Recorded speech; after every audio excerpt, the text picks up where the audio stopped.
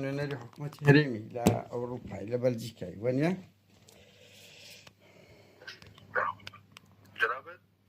نانە هەوی برا پێویست دەکاتن قەلەقبی من ناوم قادر نادرا باش دەمناسی وەنیە نانا دەمناسی باشم دەناسی زۆرم لا سەیرە دەرێ نادناسم ئەتو لە بەلجیکانی پێشتر لە بەریتانیا بووی ئەی ئەخ کاکە ئەو دەنگەت خۆش نییە ینی دوای ئەو عەزەکەی بە دەنجی هەمان ئەو دیارەی ئەوە دەکەم ینی پێویست ناکەن و قەلەق خۆما شەڕ ناکەین گفتوگۆیەک دەکەین پێویست دەکەن و کۆڵی لە خۆت دەکەی ئەزام ئاخر ئەوە گرنگە لە بۆ من ئەم سیفەتەکەت بزانم مەسەلەن حکوومەتی هەرێمە لە دەرەوە ڕاستە من لە بەلجیکا فەرمانبەری حکوومەتی هەرێمە و ئەرکی من بەرەو پێشبردننی پەیوەندەکانی حکوومەتی هەرێمی کوردستان لەگەڵ وڵاتانی کلەیمە یعنی ئەو جارە هیچ مەلەفیان پێت نەدابوو لەسەر ئەوەی وەختی سەرۆکی حکوومەت سات هیچ مەلەفی پێت نەدابوو مەلەفی چیدا وەڵی بە تێناگەم بەخوا سپۆرت کاکە بە قوربان بەهەرحاڵ ئەمن لای من ئاساییە بەس ئەم باش دەدناسم ئاساییە بۆ خۆت چ قسە دەکەی ئەمە باش دەناسین و ئاگاداری جم و جۆڵتین هەرویستم بزانی ئێرەش ئەوروپایە بۆ خۆت دەزانی ئێرەش ئەوروپایە کورد بەڵێ بەڵێ ئەدی گۆش دەبی ئەرکی خۆتان بەباشی بەڕێو ببن ڕوویەکی جوانی گەشی هەرێمی کوردستان پێشانی دەوڵەتانی دنیا بدەن وەڵی برام لە بۆم نییە ئەمە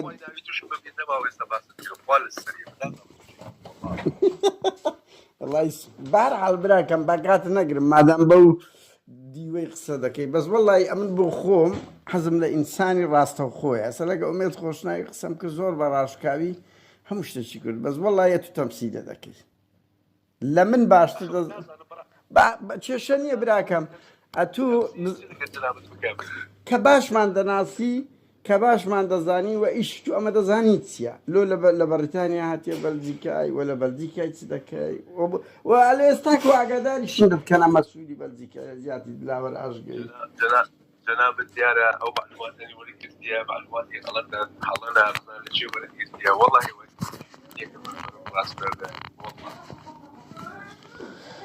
وەڵی برا ئەمە دڵنیان لەو خەبەرانە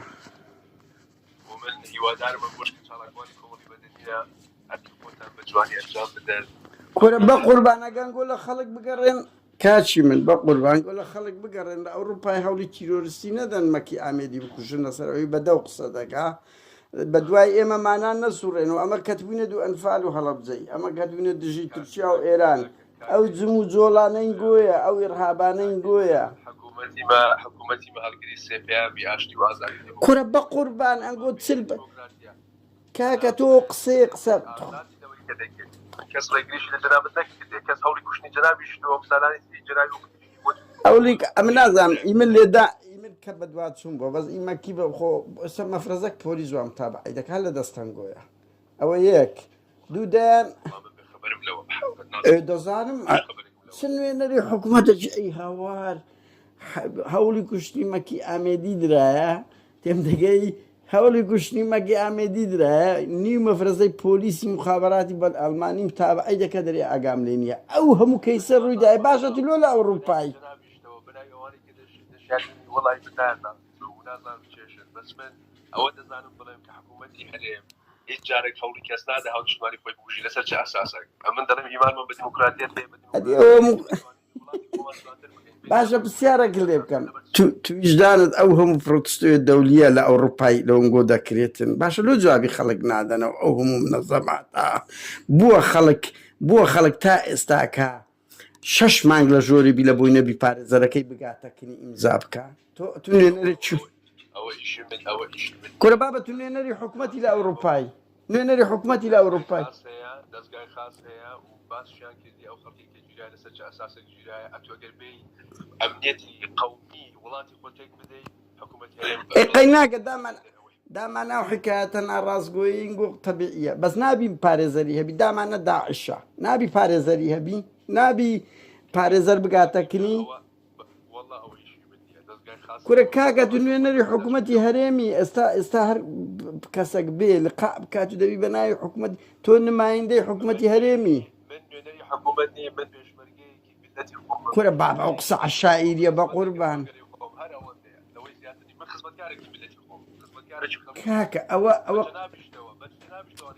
کاکە ئەوە قسەی عەشائیری بە قوربان ئەوە قسەی عەشائیری تێم دەگەی یعنی کادیرێکی پارتی لە گوندێکی بین نوێنەری پارتیە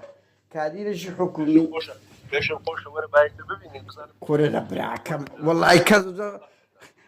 ئەمە کو دەوێرینە گۆرزی بینەوە بە جددیمە کەس نازانانی وەچی بەرپرسەکان بڕوا بکەوەتان نەدە کەس ناوێری خۆتانە نزیکاتەوە ژەهری دەدەنێ چی لەگە دەکەن یعنی حکوومەتە چی مخابەراتیە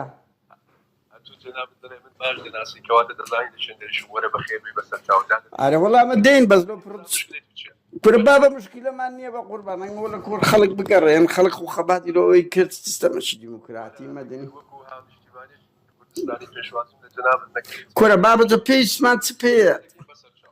کاکە جیان بە قوربان پێیسمان پێینە پێیسمان بۆیە نییە خەڵکی کوردستان واز لێبین نەگەنا خۆمە چ مشکلەمان هەیە لە ئەوروپای بۆ خۆت دەزانی معاناتی خەڵکی کوردستان نەبی ئەمە لەو لە ئەوروپای ئەو شەڕە لەگەر ئەوەمانان دەیکەین بارحاڵ براکەم هەر ئەوەندە پەیامەکەم هەزاران پێشمەرگە و بە هەزاران شەهید و ڕووبارێکی خوێنمان کەدایە ئەوەی لێ دەکەتیا ئەوەش دەبی بە هەمومان بپارێزی کورەوە ئەوە ئیش و ئەرکیمێنێت دەبی جەنابەت ئەو ئەرکە ئەو بەرپرسیارەتی هەڵبگرێت نەکبێ یعنی پێشمەرگەیەکی ئەو حکوومەتە خزمەتکارێکی ئەو خەڵکە لێرە کە تهدیدی من دەکەی بە تەلەفۆن ئەمە تهدیدم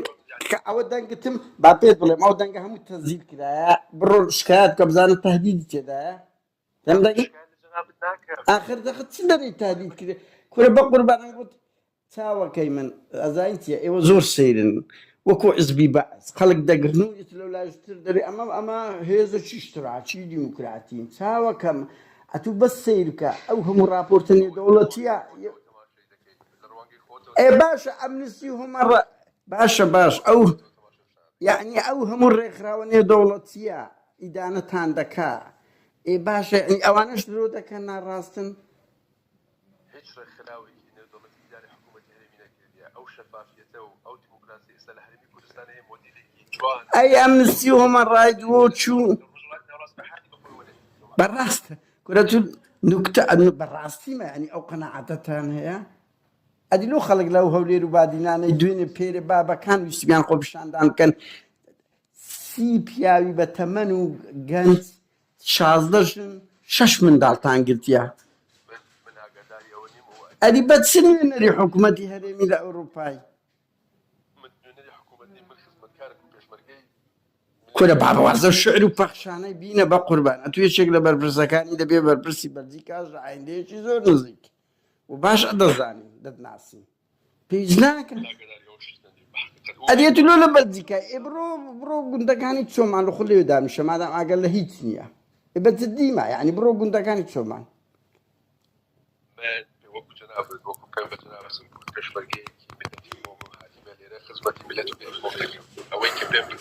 ئەدی ئەمە ڕەنگی سەنگەرمان لە میلەتی خۆمان گرتووی ئەمەینە شەوڕ سەجادەی دەکەوین سوڵتەش لە بۆنگۆیە ئەتوو کابراایەکی هاونیشتیمانی کەسێکی هاونیشتیمانی بەچوی خۆشتەکان دەبینی لێرە و بەناوەکی تر لەو شتەکان باسی وڵات خەڵکیان و خەڵک تیرۆر دەکەن چه تیرۆرتەیە کاکە جان پێم بڵێ سەردەر عوسمان ویدات حوسێن ئەوە چێ تیرۆری کرد من ئەو ناوانە نازانم بەڕاست وەڵای یعنی تەبیعیە و دەنگەی بڵاو کەمەوە بڵێم نوێنەرێکی حکومەت دەرێم نەوانە کەس ناناسم یعنی سەردەر عوسمانی ناناسیەتی و بە جددی نانە تخوا پرسیارە لێ بکەم پرسیار ئەم چالەک کاکە وەڵای جێی سیقە نمانە بەڕاستی پێ دڵێم هیچ جێی سیقەن کەس ناوێریێتان نزیکەوە بە قوربان کەس ناوێری ئێدە چی پێشوازیم لێ دەکەێرێ وەڵە سووک و ڕسوا دەبم دوای ئەوە دەرێن یعنی بە جددیمە پێت ناخۆش نەبی کو خەڵک لەگە بەعسیەکان نزیک دەبەوە ئاوا یعنی ئەو توزە نەزەری خەڵکەکی زۆرە لەگەرتان دەمانەیە وێنەیەتان لا هەبیتن ها جنابك كواتا من ناس مادام من كرد كسكي بحسني من اسد الامور كفاتك من كوري بيشمرجيكي كوري اويك من ئەڵێم سیستەمەکەت من دەڵێم سیستەمەکەت وەکو بەعسیەکانە نەمگوتێت وەکو شخصی يعني بداخل او ديك قصش انك تدي اسا بشيما ئارەزوی خۆتە بە قوربان سیستەمەکەتان وڵی کاکە لەوەی خراپترە بڕوا بکە دەبی سەر